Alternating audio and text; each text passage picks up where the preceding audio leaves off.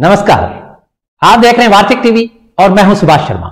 वार्तिक TV के इस खास कार्यक्रम मंगल का दंगल में आप सबका स्वागत है। जैसा कि आप जानते हैं, वार्तिक टीवी का ये एक वीकली फीचर है जिसमें हम रेलेवेंट टॉपिक्स के ऊपर डिबेट किया करते हैं और आज उसी तर्ज पर हम दो मुख्य इश्यूज के ऊपर बातचीत करने वाले हैं। और इनमें पहला जो इश्यू रहेगा फर्स्ट हाफ में, वो रहेगा कांग्रेस की जो वर्तमान स्थिति है 2014 के बाद लगातार मिल रही हार के साथ, अब जबकि खासतौर पर 5 राज्यों के विधानसभा चुनाव में बहुत ही खराब प्रदर्शन और करारी शिकस्त के बाद कांग्रेस के अंदर खाने, कांग्रेस के भीतर घात हो रहे हैं, विवाद शुरू हो गए हैं, अंतर्कलह चालू हो चुका है, आपस में नेताओं की बयानबाजी भी शुरू हो चुकी है। और इसके बीच कांग्रेस की अंतरिम अध्यक्षा हाईकमान सोनिया गांधी ने आज चुनावी 5 राज्यों के प्रदेश कांग्रेस के जो अध्यक्ष हैं उनको इस्तीफा देने के लिए भी कह दिया है। इस बीच कांग्रेस के वरिष्ठ नेता कपिल सिब्बल और अशोक गहलोत के बीच भी काफी तनातनी के बयान सामने आए हैं।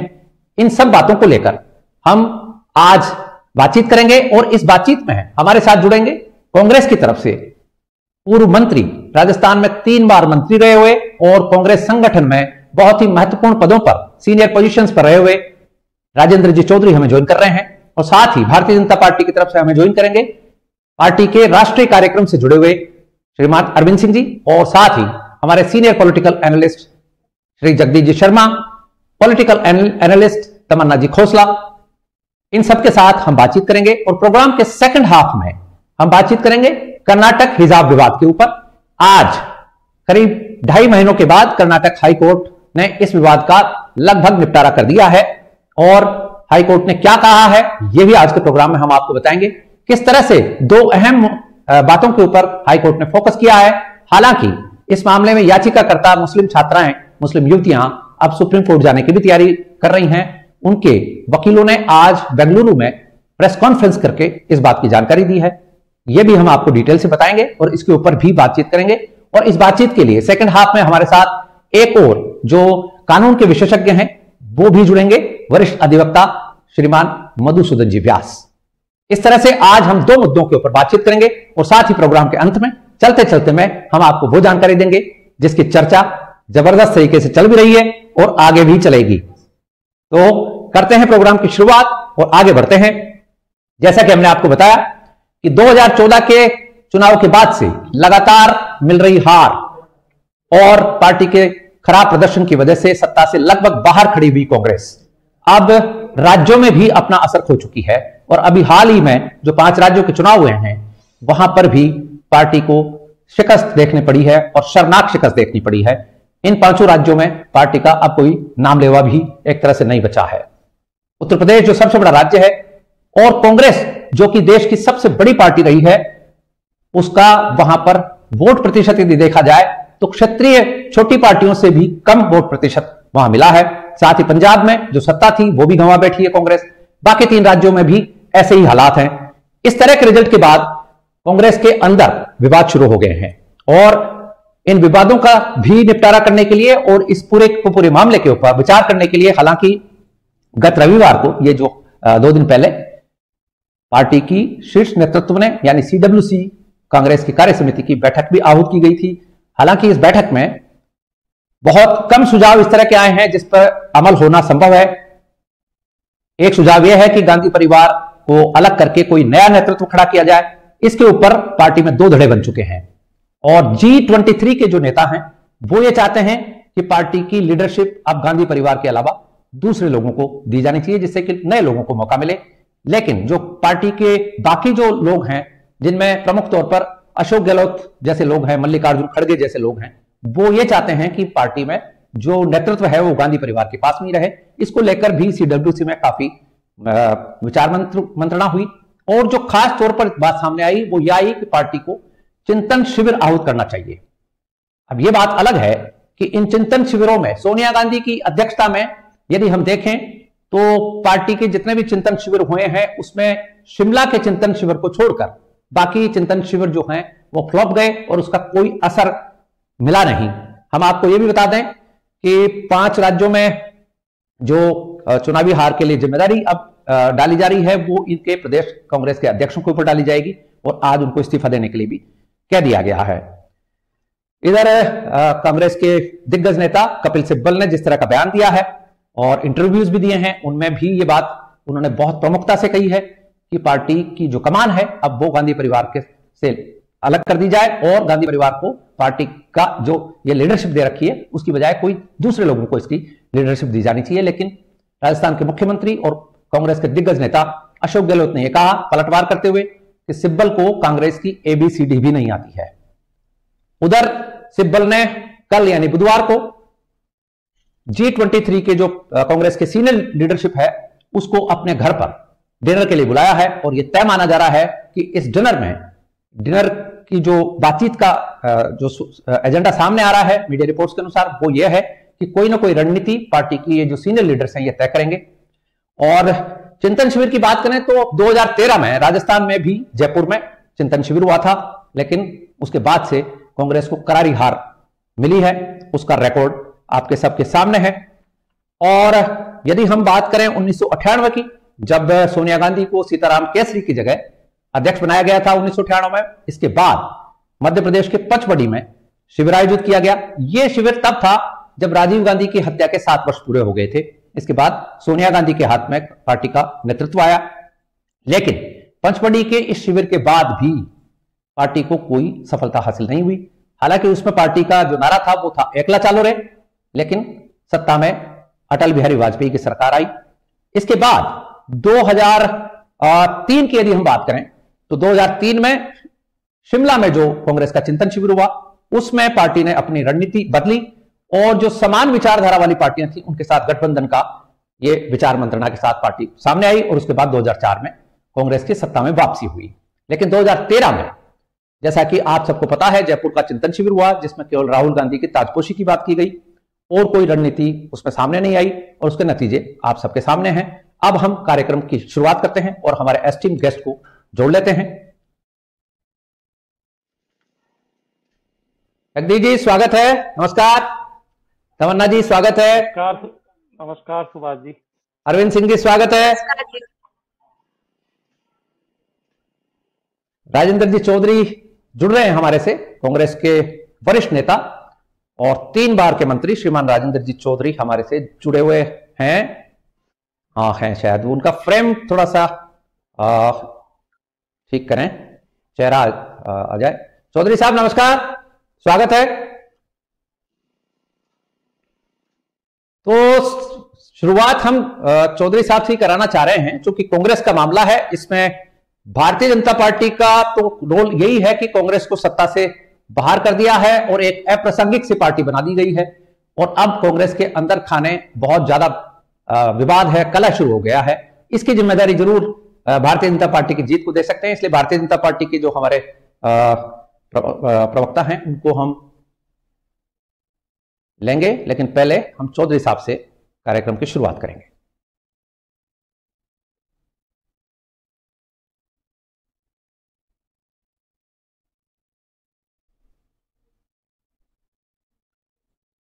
या डिस्कनेक्ट है या कनेक्ट है?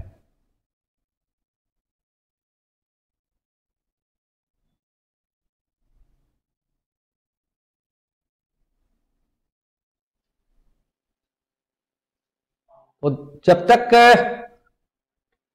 चौधरी साहब का कनेक्शन रिज्यूम हो तब तक जगदीश जी से हम कार्यक्रम की एक शुरुआत करा लेते हैं। जगदीश जी, क्या लगता है आपको ये जो कांग्रेस में अंतर्कलह शुरू हुआ है और विवाद बढ़ता जा रहा है और एक दूसरे नेताओं के खिलाफ नेताओं के बयान आते जा रहे हैं, क्या स्थिति लग रही है आपको और इसका क्या चिंतन शिविर से कोई इलाज संभव है, या कि गांधी परिवार के बारे में जैसा कि कांग्रेस की सीनियर लीडरशिप कह रही है वो भी आप थोड़ा सा हमें बताइए क्या स्थिति है?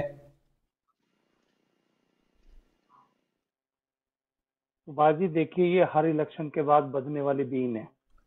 जब भी चुनाव होते हैं कांग्रेस को हार मिलती है, उसके बाद ये एक हलचल होती है, गर्मी पैदा होती है पार्टी के अंदर, नेताओं के अंदर, और फिर उसके बाद सारी स्थितियां धीमे धीमे शांत होकर बैठ जाती हैं। होता क्या है कि जो कांग्रेस पार्टी की इस हालत के बारे में चिंता करने वाले लोग हैं, जैसे जिससे चिढ़ रहे हैं कपिल सिब्बल जी, उसके बारे में ही लोग उल्टा भी बोलना शुरू कर दिया है। हमारे अशोक गहलोत जी ने ही अभी एक बयान जारी किया जिसमें उन्होंने कहा है कि कपिल सिब्बल जी कौन है कांग्रेस के लिए।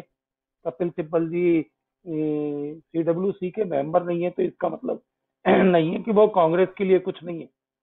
उन्होंने कांग्रेस में रहते हुए, केंद्र में मंत्री रहते हुए बहुत काम किए हैं। काम नहीं भी किए हैं तो फिर आपने मंत्री क्यों बनाया अगर वो कांग्रेस में नहीं है और कांग्रेस की कल्चर से वाकिफ नहीं है।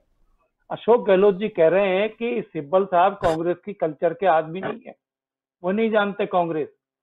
अब बोलिए कि इतने साल बाद, मतलब दो दो दशक निकल गए और अभी तक कांग्रेस की कल्चर से वो वाकिफ नहीं है, तो कब होंगे। तो ये बड़ी प्रॉब्लम है पार्टी के सामने। और पार्टी के सामने एक ये भी प्रॉब्लम है कि वो लीडरशिप के सामने बोले नहीं, या बोले तो क्या बोले, या अंत में जाकर फिर उसी लीडरशिप को स्वीकार कर ले। देखिए, आप आज का जो ताजा खबर मैं देख रहा था थोड़ी देर पहले ही टेलीविजन पर, वो ये है कि CWC की मीटिंग के बाद कांग्रेस आला कमान ने जो 5 राज्यों में के चुनाव में जो मात मिली है, बुरी तरीके से जो हार हुई है, उसके लिए 5 स्टेट प्रेसिडेंट्स को इस्तीफा देने के लिए कह दिया गया है, इंक्लूडिंग उत्तर प्रदेश और पंजाब।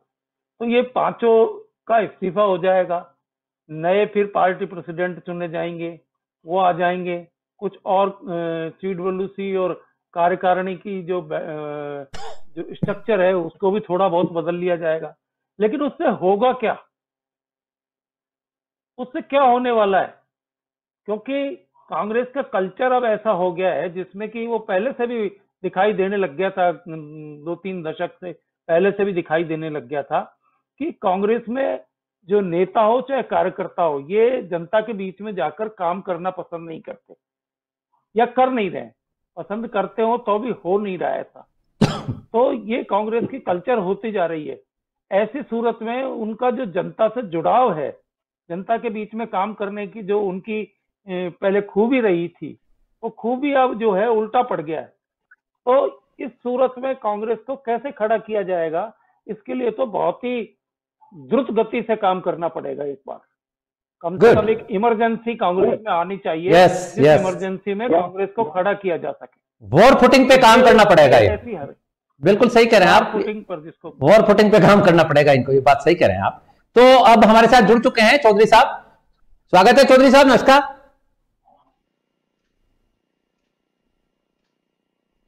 आवाज नहीं मिल रही है,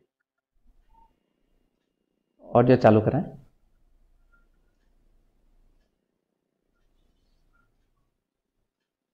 म्यूट हो रहा है शायद उनके लेवल पर।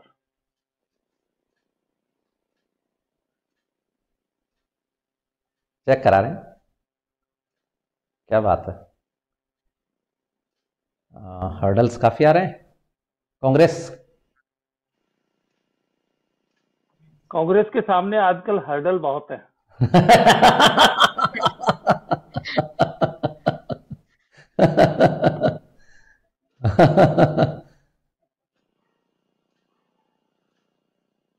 कांग्रेस में वैसे भी जब पब्लिक बोलती है तो कांग्रेस को सुनाई नहीं देता है।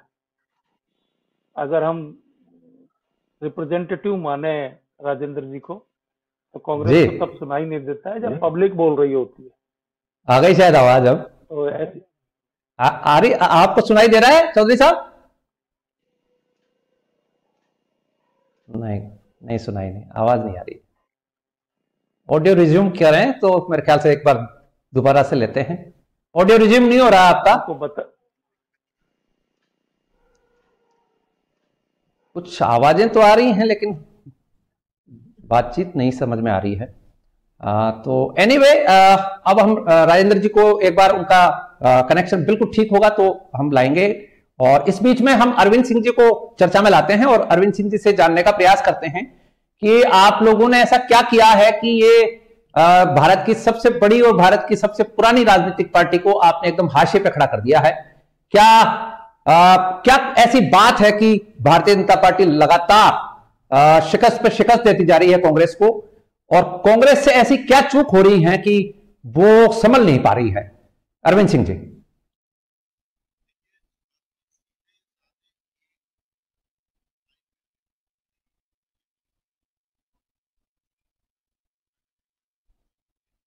अरविंद सिंह जी का ऑडियो नहीं आ रहा है।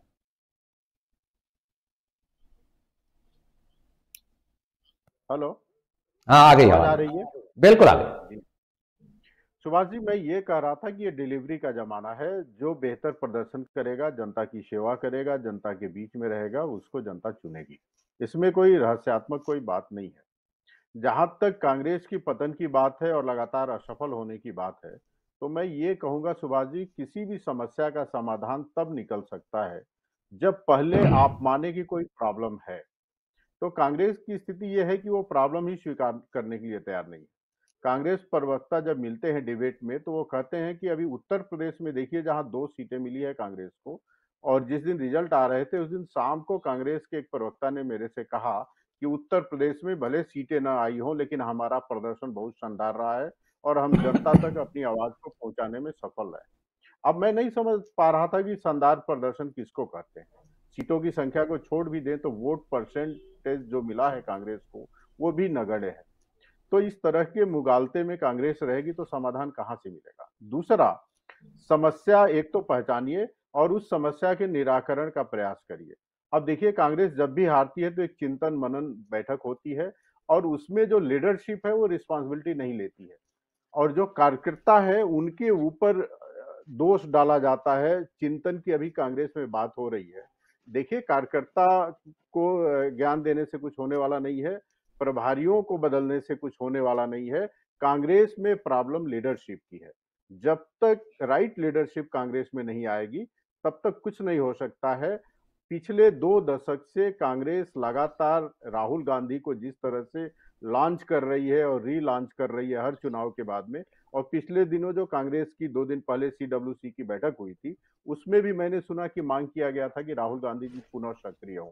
तो ऐसे ही इनकी लॉन्चिंग और री लॉन्चिंग होती रही तो 8 साल बाद कांग्रेस के युवराज, युवा नेता वृद्धा अवस्था पेंशन लेने लायक उम्र में पहुंच जाएंगे और कुछ प्रदर्शन नहीं कर पाएंगे।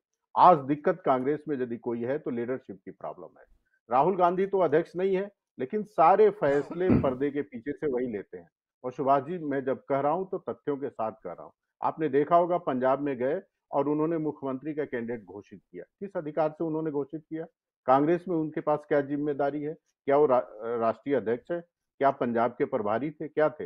ये सिद्ध करती है कि कांग्रेस में एक मोनोपोली है, एक परिवारवादी पार्टी है, जिसमें सारे फैसले केवल और केवल सोनिया गांधी के परिवार के द्वारा लिए जाते हैं। और सोनिया जी इस डर से बाकी किसी नेता को आगे नहीं करती हैं। ये सच्चाई है कि दूसरा कोई काबिल नेता आएगा तो राहुल गांधी जी पिछड़ जाएंगे। मैं 2 वाक्यों के साथ अपनी बात को पूरा करूंगा अभी प्रथम दौर के, कि समस्या जहां है वहां समाधान नहीं तराशा जा रहा है। और एक शेर कहते हैं कि वो यूं ही मुगालते में, वो वही मुगालते में दिल बहलाते रहे, दर्द कहीं और था, मरहम कहीं और लगाते रहे। तो मुझे लगता है कि कांग्रेस ऐसे मुगालते में रहे तो महात्मा गांधी के कांग्रेस मुक्त भारत का जो सपना था वो जल्दी ही साकार हो जाएगा। क्या चौधरी साहब का वॉइस क्लियर है क्या? चौधरी साहब सुन पा रहे हैं? नहीं, आपके यहां से कुछ सिस्टम में गड़बड़ है। अनम्यूट कर लीजिए, आप म्यूट हैं असल में, वहां पर आपका माइक म्यूट है असल में, आवाज नहीं मिल पा रही है हमको।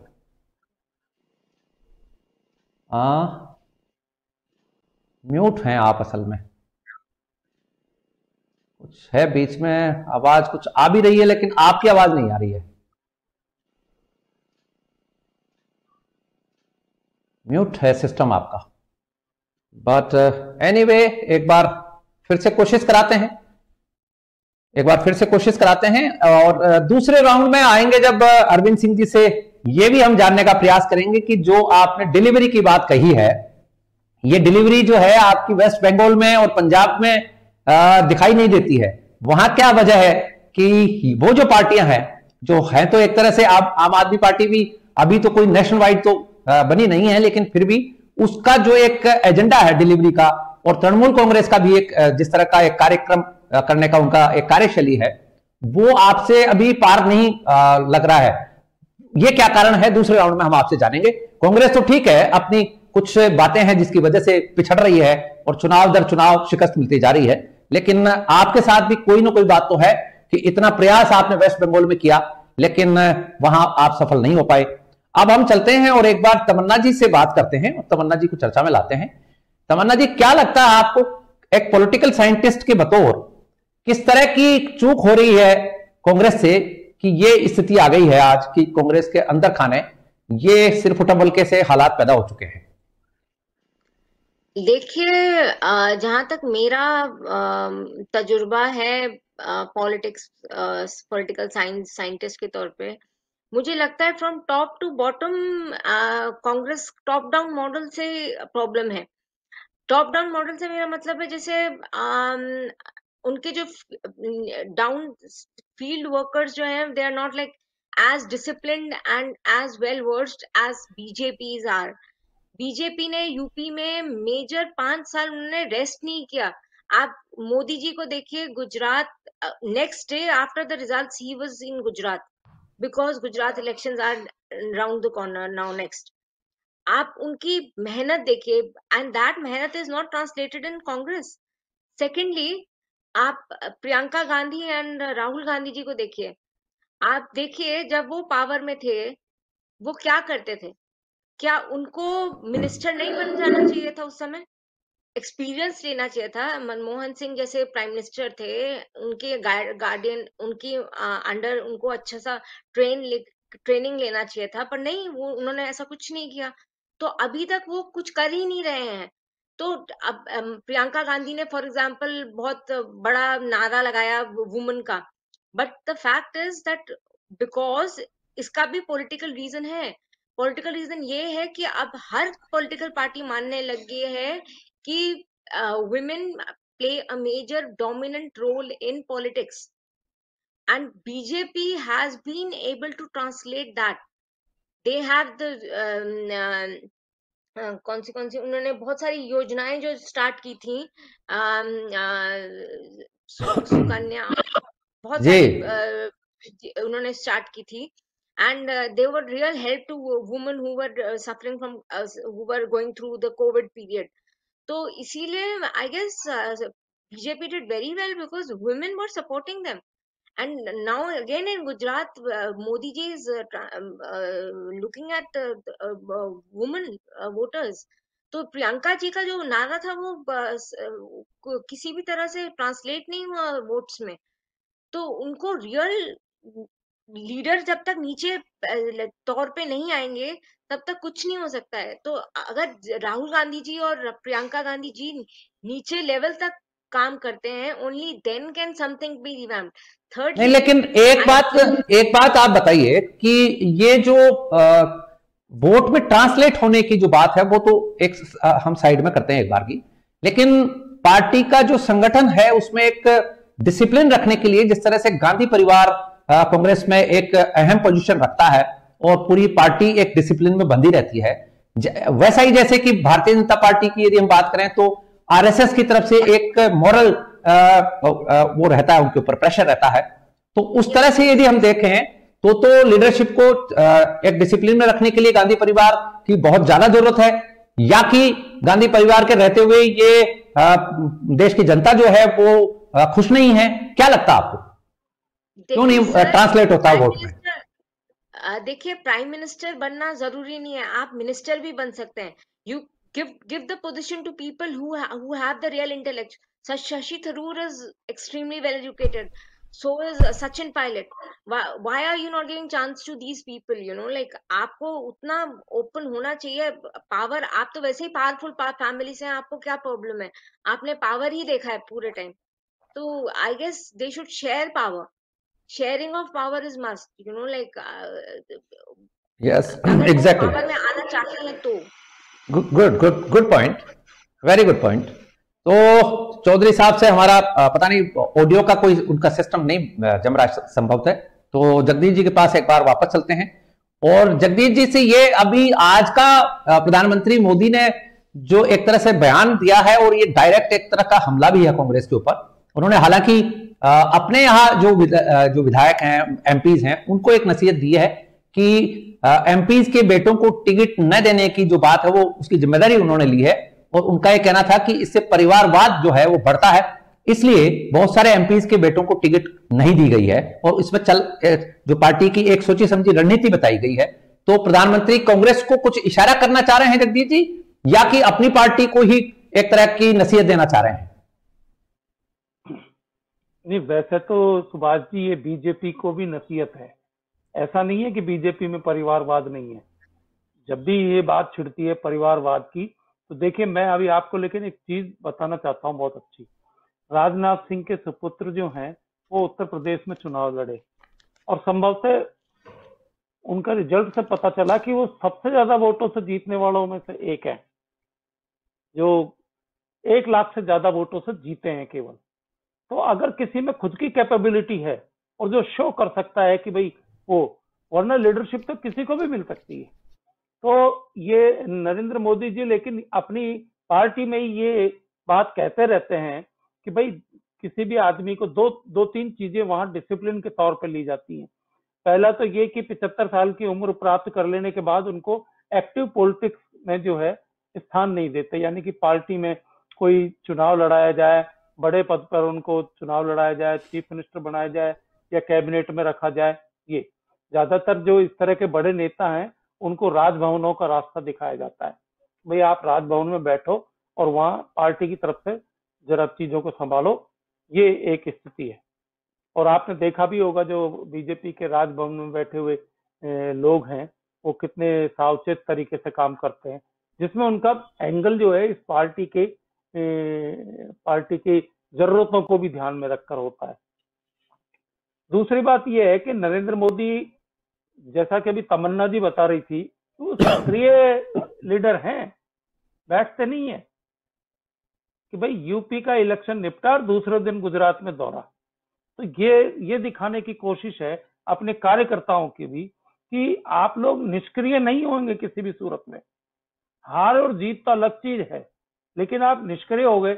अब यूपी के इलेक्शन को इतने दिन हो गए देखिए कि, लेकिन अभी तक यूपी की पार्टी की कमान जो संभाल रही थी प्रियंका गांधी जी, उन्होंने यूपी के मतदाताओं के बीच में कोई बात नहीं की, यूपी के मतदाताओं या अपनी पार्टी के कार्यकर्ताओं को जाकर एड्रेस नहीं किया, उनको समझाया नहीं कि हार गए तो कोई खास बात नहीं है, लेकिन हम लगातार फील्ड में रहेंगे, लगातार काम करेंगे और उसके बाद जो कुछ होगा वो देखा जाएगा।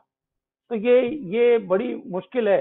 पार्टी अपने लेवल पर ही धीमी चलती है। पहले तो नेता धीमे हो जाते हैं, जब नेता ही धीमे हो जाएंगे तो कार्यकर्ता क्या करेगा?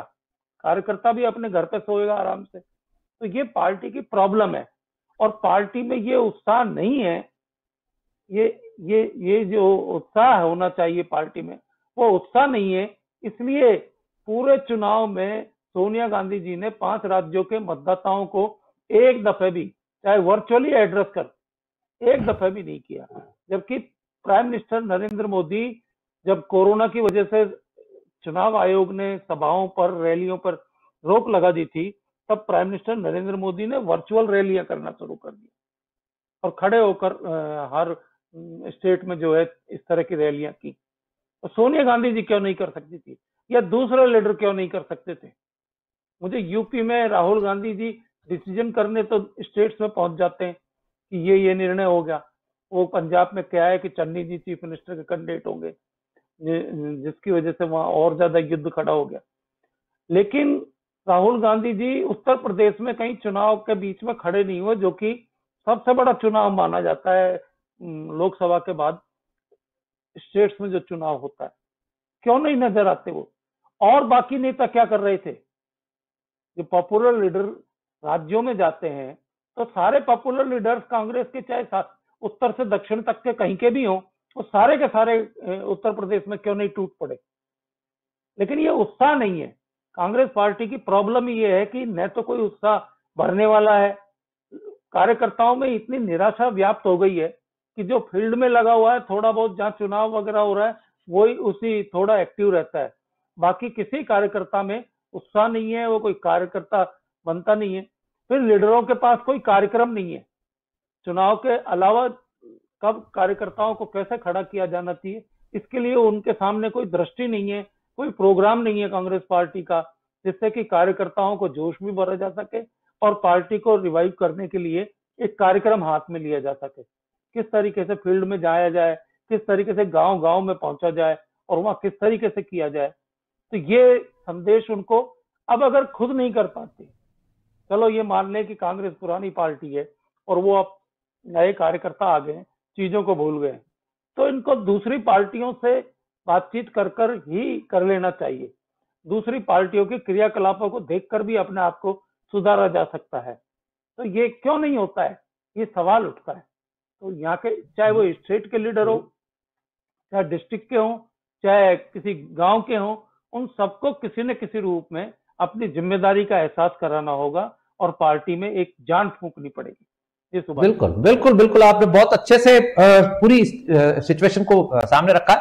दो बातें जो अहम अहम है इस मामले में, एक तो ये कि परिवारवाद का जो मसला चल पड़ा है और ये G23 वाले जो लोग हैं वो इसको लेकर अब और ज्यादा गंभीर चिंतन मनन में लगे हैं।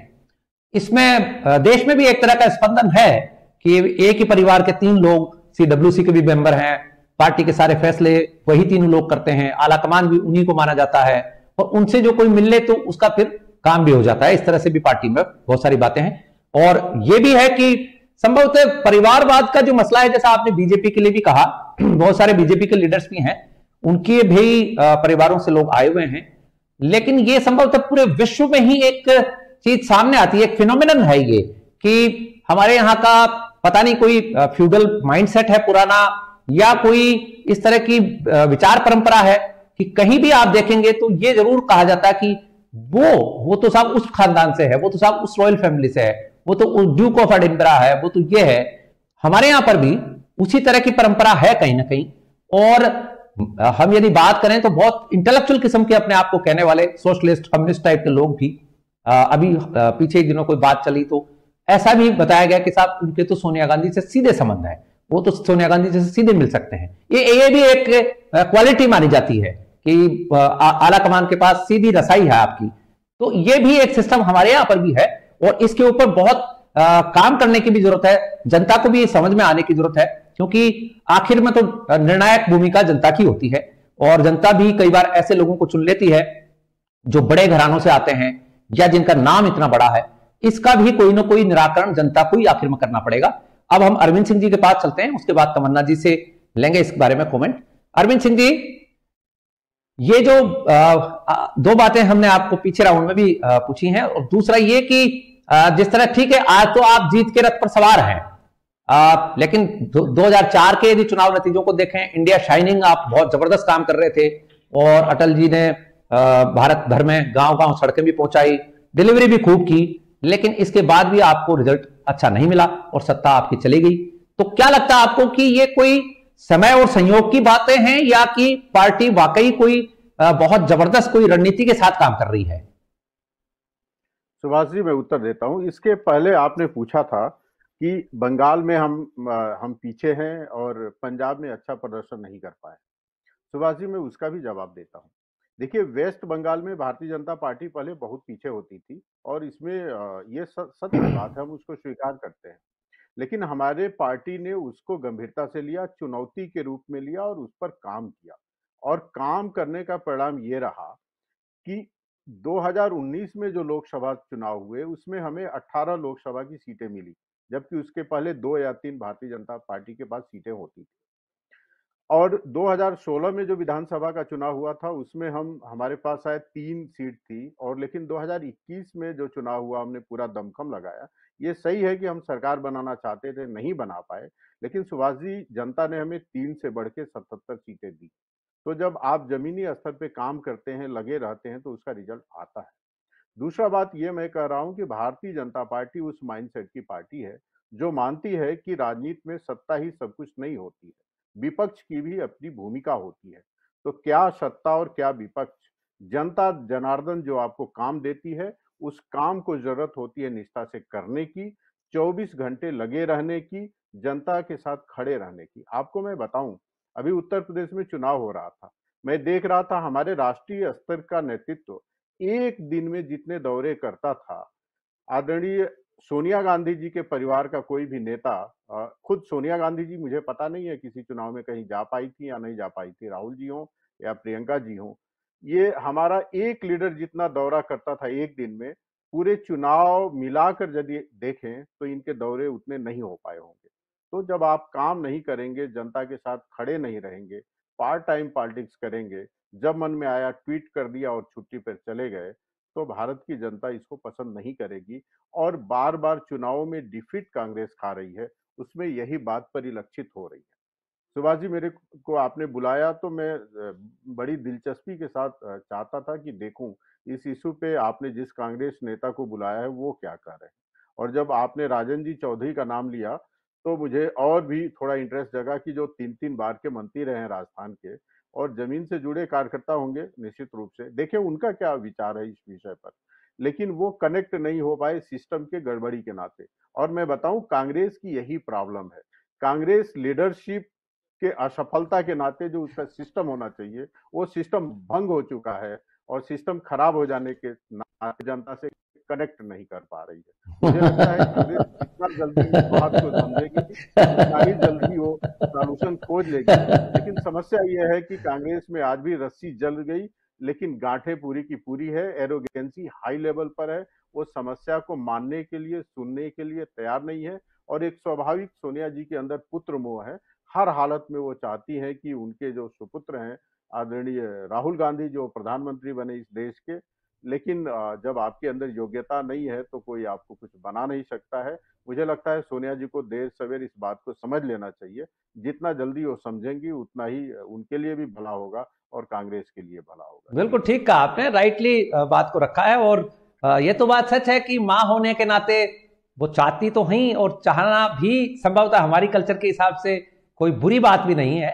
चाहना भी कोई है, हर माँ चाहती है कि उसका बेटा तरक्की करे, आगे बढ़े। और यदि सोनिया गांधी भी ये सोच रही हैं तो कोई गलत बात तो नहीं है।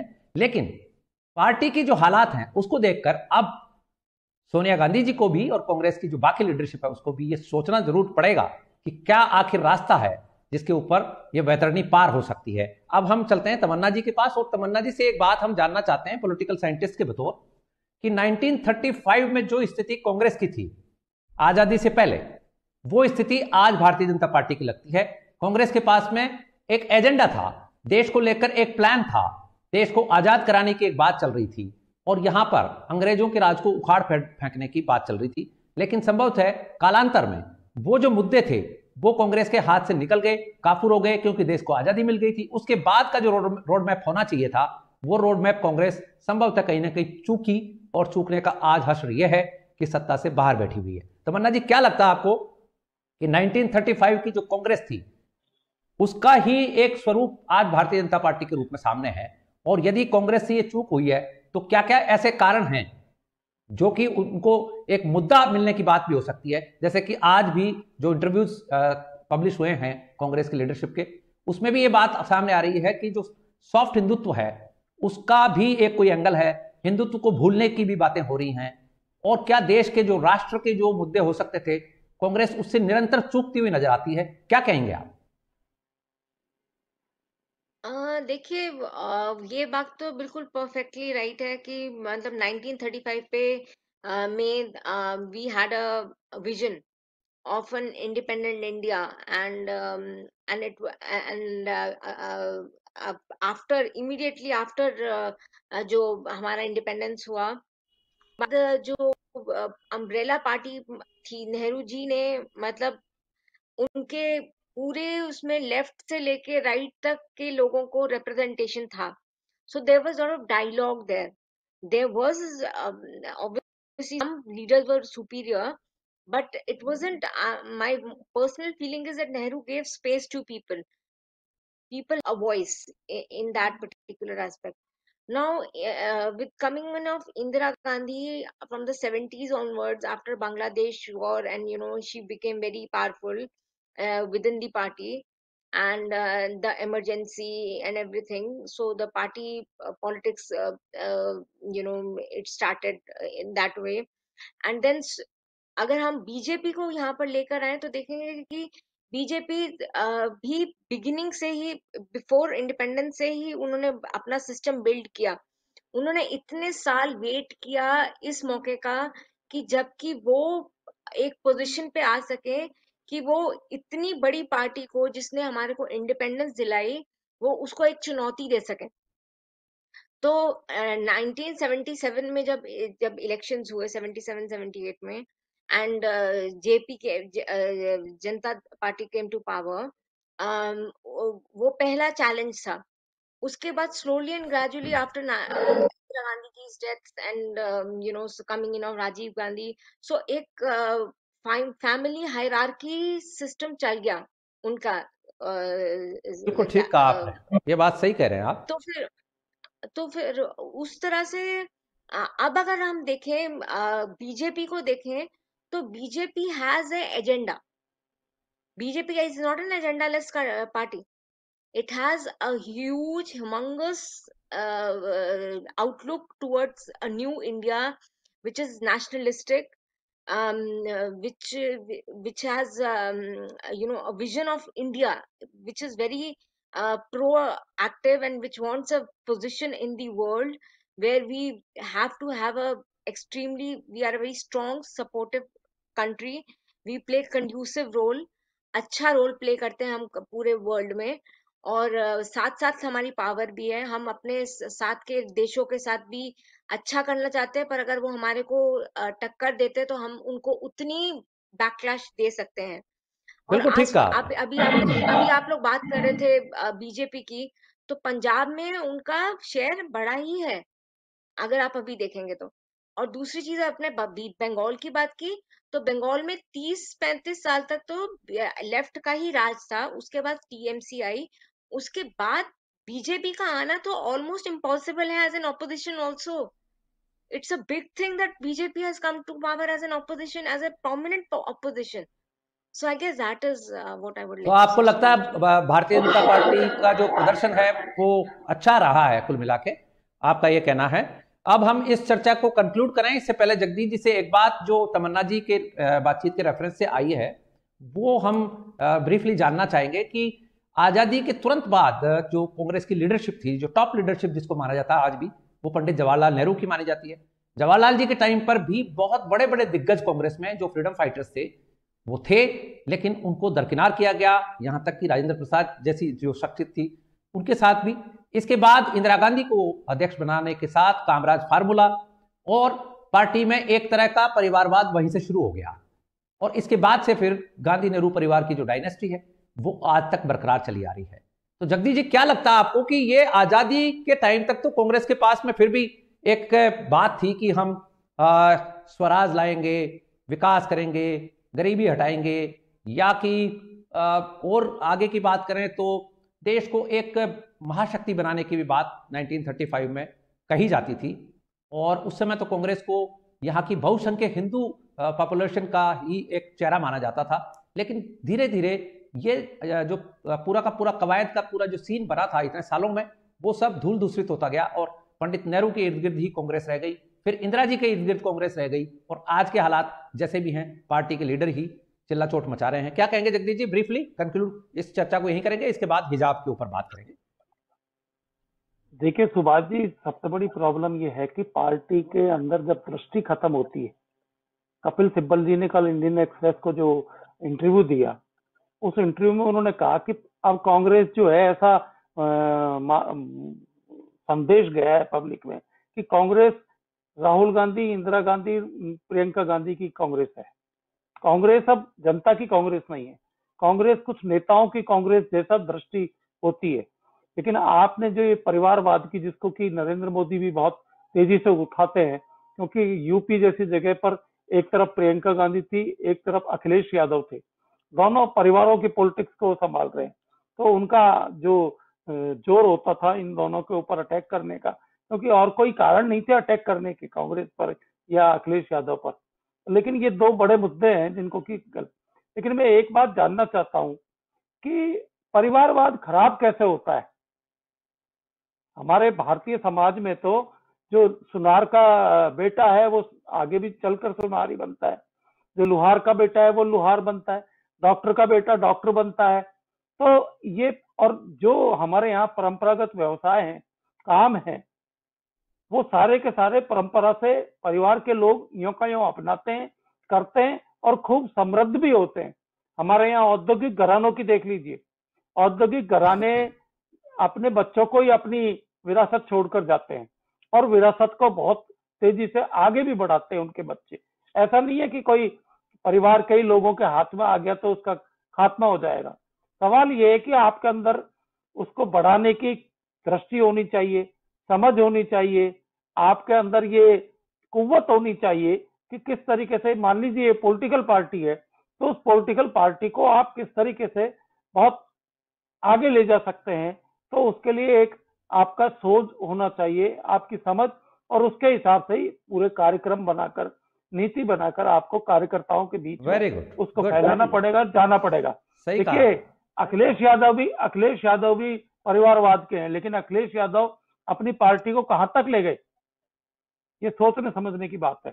तो ऐसे और भी देश में बहुत सारे नेता हैं जो नेताओं के ही पुत्र हैं या उन्हीं के परिवार से आते हैं, लेकिन उन्होंने अपनी तो राजनीति कुल को मिलाकर खुद आप बढ़ाया ये है। कहना चाह रहे हैं कि ये जो कांग्रेस का परिवार का जो अब जो आगे एक्सटेंशन आया है, इसमें वो कुव्वत आपको नजर नहीं आती, यानी जनता को नजर नहीं आती है कि इनकी ताजपोशी की जा सके। कुल मिलाकर लब्बो-लुबाब ये आ रहा है, और यही बात संभवतः पार्टी के जो वरिष्ठ नेता हैं वो भी उठा रहे हैं कि जिन लोगों के हाथ में अभी कमान है उनमें उतनी काबिलियत नहीं है, संभवतः यही बात सामने आ रही है।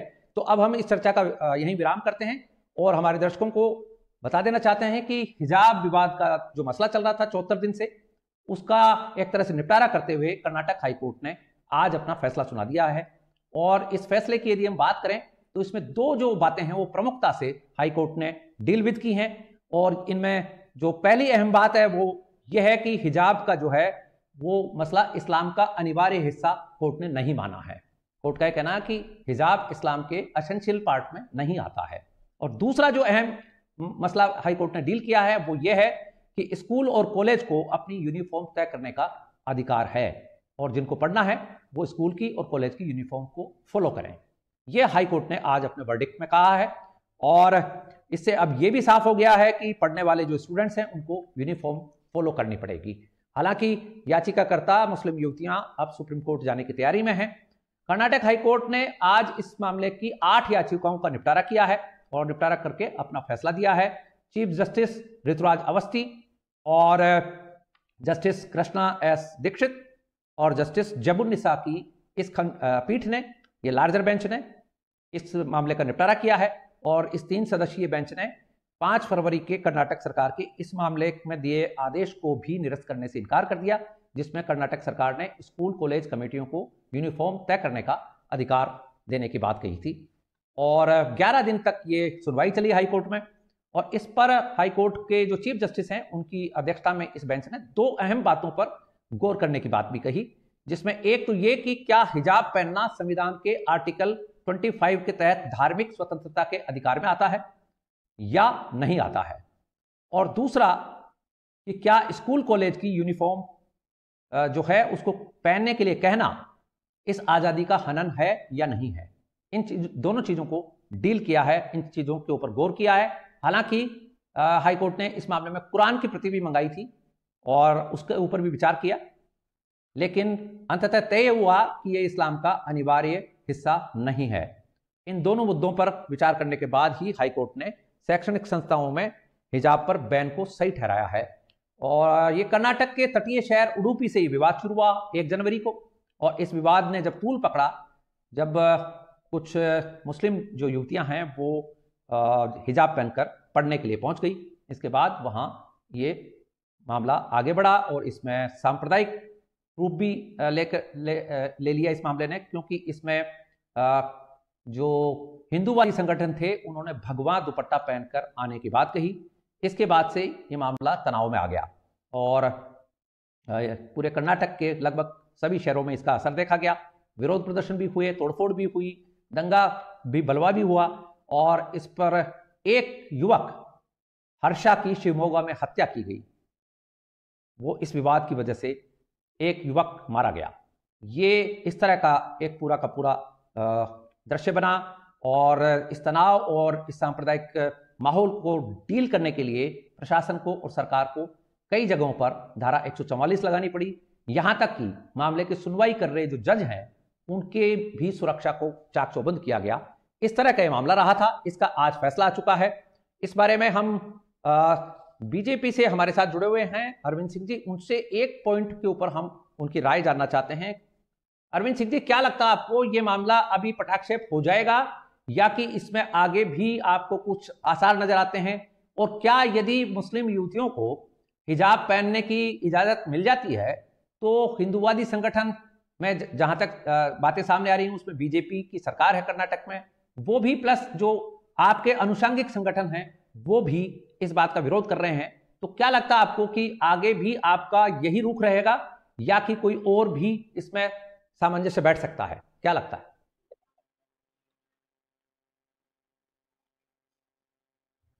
अरविंद सिंह जी, सुन पा रहे हैं आप? अरविंद सिंह जी शायद कनेक्ट नहीं है अब। तमन्ना जी कुछ कहना चाह रही हैं? तमन्ना जी कहिए। हाँ जी, हाँ जी। जी आई बेसिकली मुझे लगता है, मैं थोड़ा पहले से स्टार्ट करूंगी। जैसे वेस्ट में एनलाइटनमेंट का पीरियड हुआ था, जब सेक्युलरिज्म और साइंस पे एम्फेसिस और आर्ट पे एम्फेसिस हुआ था, ऐसी चीज थर्ड वर्ल्ड में नहीं हुई है। तो इंडिया में हम लोगों ने डिफरेंट नेशन से लेकर अपने सेक्युलरिज्म को अपना डेफिनेशन दिया। पर अगर आप मेजर कंट्रीज लाइक फ्रांस में देखेंगे, जो जहाँ पर एनलाइटनमेंट मेजरली हुए हैं और जहाँ पे सेक्युलरिज्म का मतलब रिलीजन को बिल्कुल अलग कर देना है, वो इस चीज को बिल्कुल अलाउ नहीं करते। And they have taken this, the court has taken the same stand that religion, जब बच्चे यूनिफॉर्म पहन के जा रहे हैं तो उनको एक कोड ऑफ कंडक्ट में ही कोड होना चाहिए, जिसको करना चाहिए, चाहे वो हिंदू हो चाहे वो मुस्लिम हो।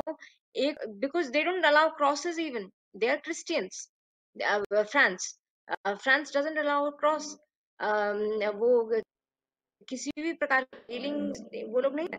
तो आई गेस इंडिया में भी अब some kind of enlightenment, some kind of internal churning of ideas coming from our own leaders as well as from celebrities.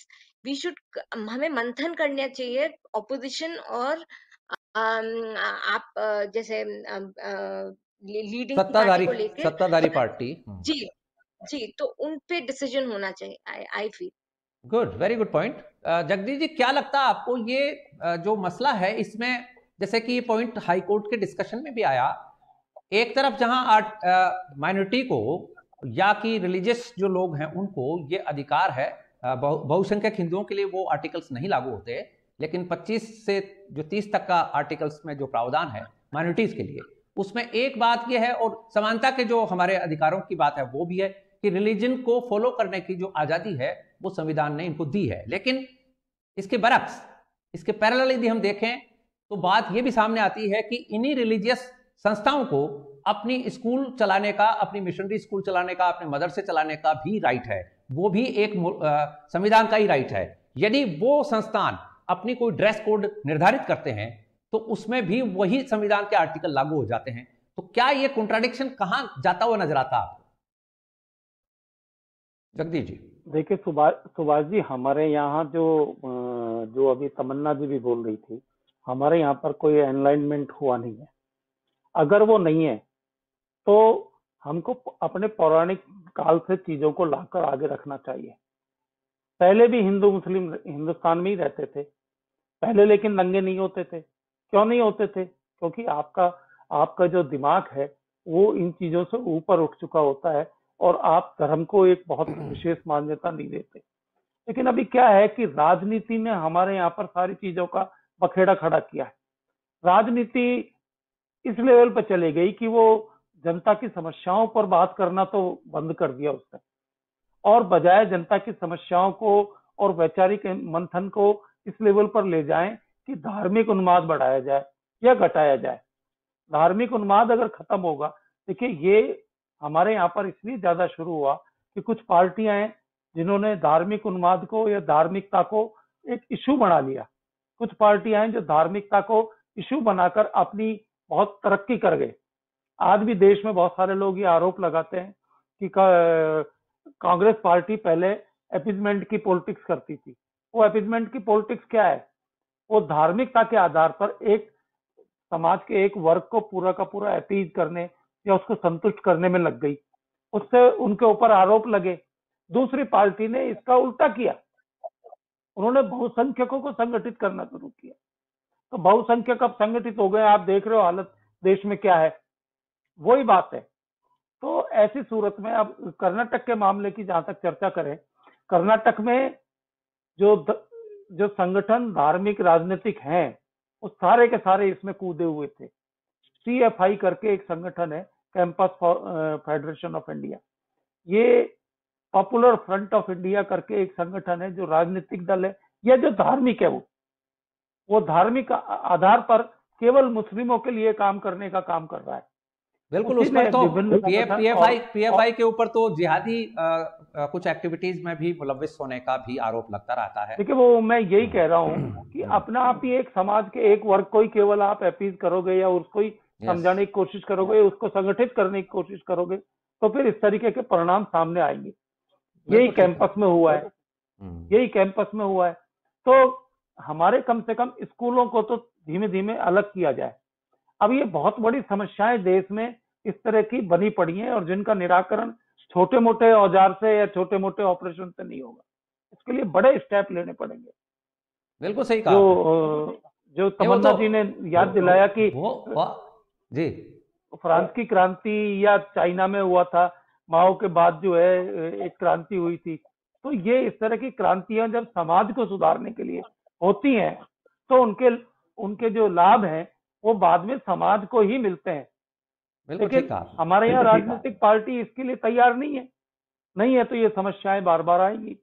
हिजाब वाला मामला भी कोई पहली बार नहीं आ रहा है, 20-30 साल में 36 दफा शायद ये आया है, जबकि कोर्ट तक गए और सड़कों पर विवाद हुए। तो ये सोचना पड़ेगा, हमारे यहाँ के समाज शास्त्रियों को भी सोचना पड़ेगा कि हम इसको पॉलिटिकल सिस्टम से किस तरीके से अलग करें।